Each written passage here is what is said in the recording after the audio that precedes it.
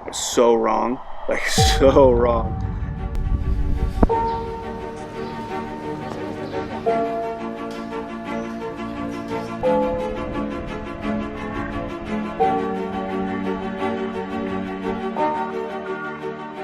So for you, what was your feelings before we started the Camino? Going into it, like I didn't really do as much research as you did, so I was kind of unsure of what to expect. But I thought of it more of a point A to point B uh, destination, where I thought I was going into it where I needed to get from here to there as fast as possible. Where I think that was my biggest mistake, and I think that what made me struggle as much as I did. So, um, anything else that I really thought about beforehand was I thought I was in good enough shape. I hiked beforehand a whole lot. Like I thought I was in really good shape. And so I thought I was going into it well prepared and thought I could do this challenge with no problem. And it just proved to be completely opposite because there's so much more to the Camino than just being physically fit and being ready to walk a long ways. Do So you do you catch yourself wearing shoes less now? Like I purposely like will not put on shoes like going outside just because I'm like I need my feet to be tougher. Like I go out of my way to like not wear shoes now. if I can kick them off easy, it's what I usually go to now because I don't want them on my feet. Yeah. Going into the Camino. I really thought physically it wasn't going to be that hard, but I thought emotionally it was going to be really difficult. And I was right on the emotional part. It broke me multiple times. And physically it was so much harder than I expected. Mm-hmm. I had a lot of issues during the Camino with my feet, um, worse than most people that do the Camino. I would think your feet were probably the worst that I saw during our experience anyway. Yeah, I mean, we had one girl that like went to the hospital for hers, and mine were way worse. Um, it so going into it, I expected it to be this like, oh, I'm going to challenge myself. I'm going to walk all the way across the country, and it really ended up being so much more than that because it isn't just you're not just walking across the country, like you're experiencing these crazy little towns and staying in like churches older than the country we live in. Yep. um, and things like that. So I'd say my expectations before the Camino were pretty far off from what it really ended up being, even though I'd consumed every bit of footage and read every blog, everything I could about the Camino, and I don't feel like it really gave me a true insight of what it was like. I feel the same there. So during the Camino, where was your mind at? So during the Camino, at first, the first probably week, I was still in that mindset of this is a race and I need to get from point A to point B as fast as possible. And I never really appreciated the people I was passing or the things I was just blowing by, like because I was walking way too fast, and it took its toll on me, on my body, and it just wore me down way too fast. Where after about a week, I had the discussion with him where we walked at different paces, but we'd end up at the same location every night. But I was just pushing myself way too fast, thinking I needed to get there way too fast. So I slowed down. I tried to stay a little bit closer to him, but still do my own pace. And it made it so much better because I was walking with other people and I was talking with others, and I wasn't just by myself, because being just by yourself, passing everybody for 30 days, that would be a lot of time by yourself, which that probably would have hurt me pretty bad. But after slowing down and making friends and talking to all these other pilgrims, everybody breaks down and ends up being almost your best friend every day throughout, and it just makes it that much better of an experience. And I would almost wish I could go back and meet up with some of my old friends that I walked to the Camino with, but after a day of talking to them, I still don't know who they are or where they live, but we had some of the greatest conversations I've ever had. So, There's people we met that like the handful of people we didn't exchange numbers or Facebook with or anything like that I like wonder about on a pretty regular basis. Like I'm like, man, I wonder how that person's doing. Because a lot of the people that like we made like really good friends with, we added them on Facebook and did those kind of things.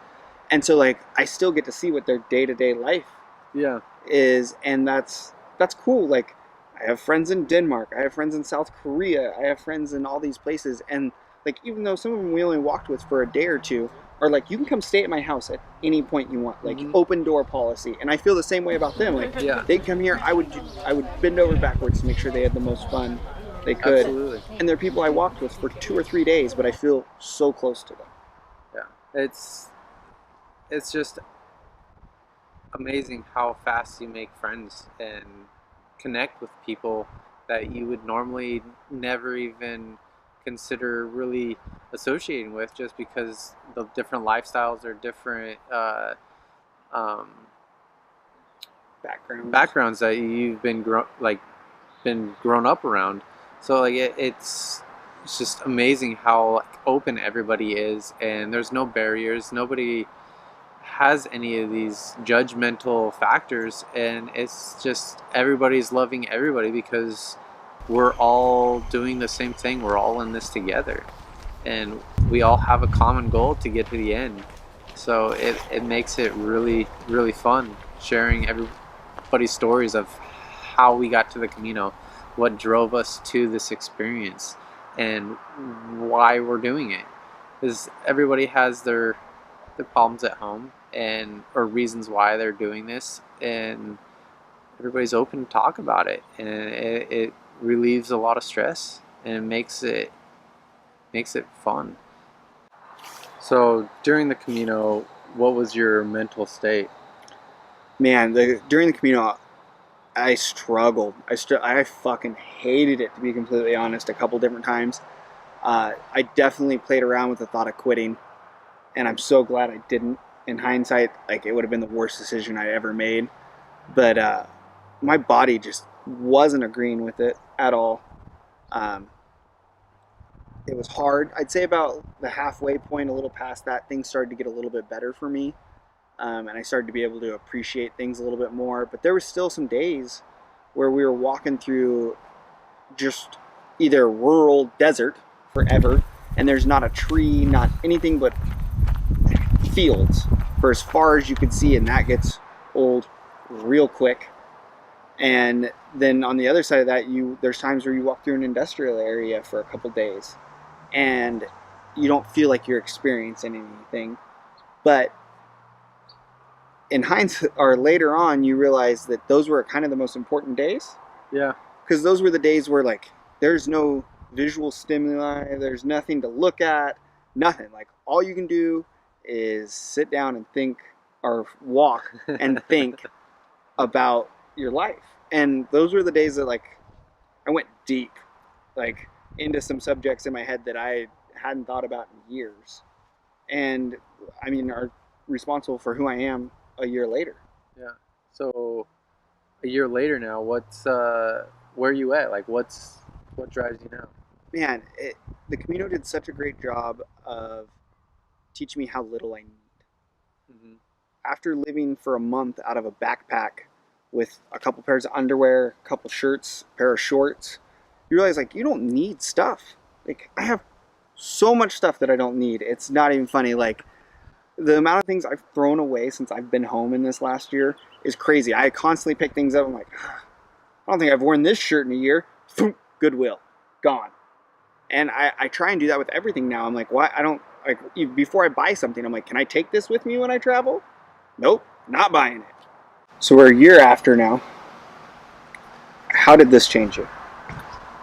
I feel like this had a pretty big impact on my life, from traveling quite a bit before, but I never really traveled this light. So I'd always do just like a carry-on, but it would be like jam-packed of all this stuff that I probably only used half of it. Where this trip, it made me think about what I was packing going into it. So I packed everything I thought I was going to need to use, and then halfway through or along the way, I would start throwing stuff out. And by the end of it, I barely had anything. I had just a couple pairs of clothing that I would wash as I needed, and that was pretty much it. Like there was nothing really that I needed. So it opened my eyes to being less materialistic and more focused on making myself happy, because that's what the goal in life is just trying to make the best life for yourself, for your friends, for your family, and get the most experiences you can out of life while we're here. And the reflections that you have during the Camino, let it be time alone or time with somebody that you just met, you might reflect on some of these ideas or these thoughts. It just makes for a great experience. Thanks for watching this. Thanks for bearing with all the background noise. We are literally in my backyard filming this, so you're gonna hear planes, you're gonna hear cars.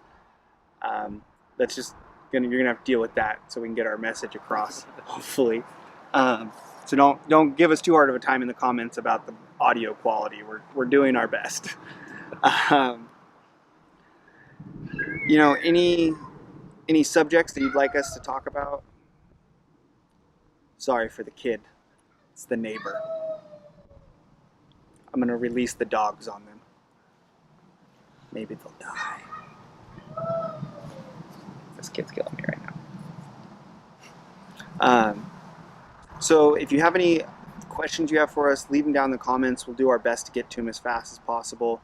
If you have videos that you'd like us to go into, whether that be more in packing, which I got a couple packing videos on here for you, or do's, don'ts, what it's like to stay in albergues, anything you can think of, let us know.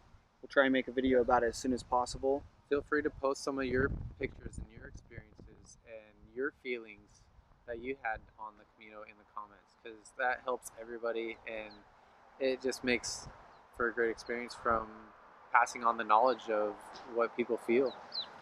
And this is one of those things where once you're a pilgrim, there's a bond that happens, whether we even did the Camino at the same time. So I'd love to hear about, how your life's changed a year later.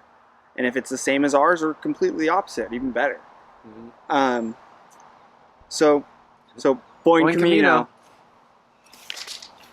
Ah.